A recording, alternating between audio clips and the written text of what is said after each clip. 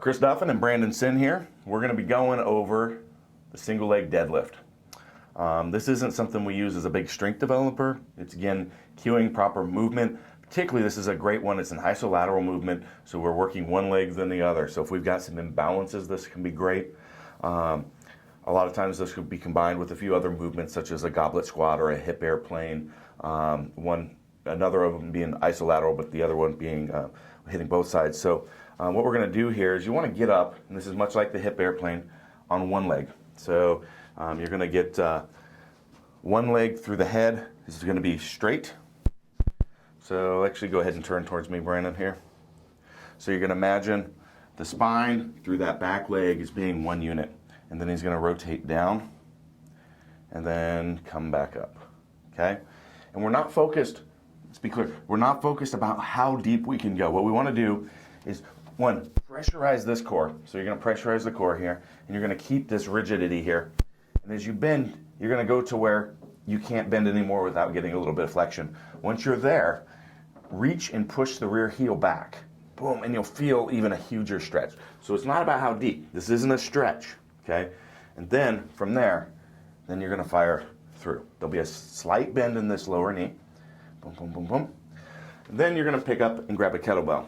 There's schools of thoughts, this hand, that hand. We just use both hands. Seems to work for the needs that we've got. So he's going to be nice and balanced. He's going to be rooting on this one foot, so he's going to have his 3 points of contact. Slight bend in the knee. Neutral spine all the way through here. Pressurized core. He's going to go, go, go, go. And right there, reach with that rear and push.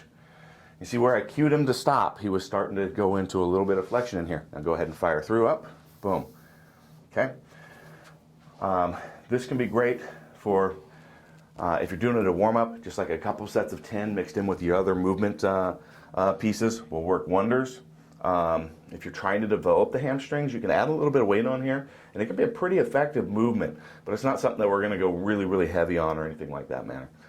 Brandon, do you have anything to add on this one? One thing I found really effective, because chances are if you've never done any single leg work, this is going to be really challenging. Supporting yourself on a dumbbell rack can be helpful, but really what we're trying to get is full hip flexion in that.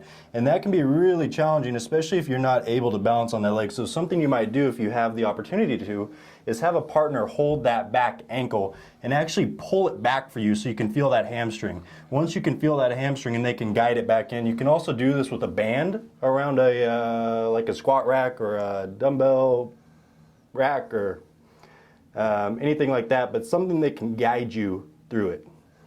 Absolutely, and much the same way on the hip airplane videos you'll see, I always start people with touching it because the balance takes a little bit. And actually, for people with some balance issues, I like them to do either the hip airplanes or this because it really improves those stabilizers and coordination of being able to manage on one hip. So, but again, we don't want to go into flexion, so don't lose your brace. Once you reach that point, reach and push with the heel, and you'll feel a huge stretch kick in on that hamstring as soon as you do. Then you're going to fire through and back up. Yeah, definitely if you're not feeling it in the hamstring, then you probably need to spend a little more time on it till you get that. Agreed. All right, there you go. Single leg deadlift.